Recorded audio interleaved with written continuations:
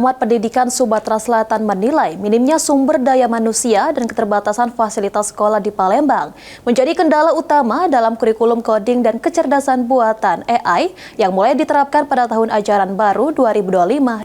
Tidak mengajar, bukan libur ya, tidak bahasa Inggris karena bahasa Inggris ini nanti menjadi penerapan teknologi coding dan kecerdasan buatan atau artificial intelligence kini menjadi prioritas pendidikan di berbagai daerah. Namun penerapan dua pilar penting transformasi digital ini dinilai belum berjalan optimal karena beberapa kendala. Hal itu disampaikan pengamat pendidikan Sumatera Selatan, Profesor Abdullah Idi.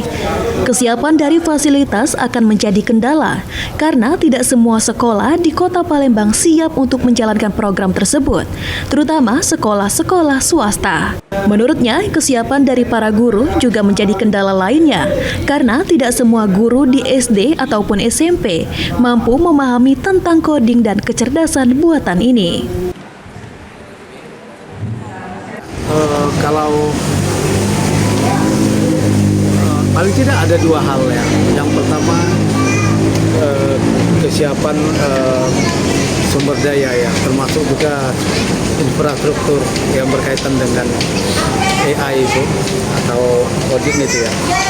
Tidak semua sekolah yang siap, terutama sekolah. Ditambahkan Profesor Abdullah Idi, adanya pelajaran coding dan AI ini juga bisa berakibat kepada menurunnya kreativitas dari para siswa. Untuk itu, beberapa kendala tersebut harus menjadi perhatian dari pemerintah, sehingga pada saat penerapannya nanti dapat memberikan efek positif bagi guru dan siswa. Ilham Wahyudi, PAL TV.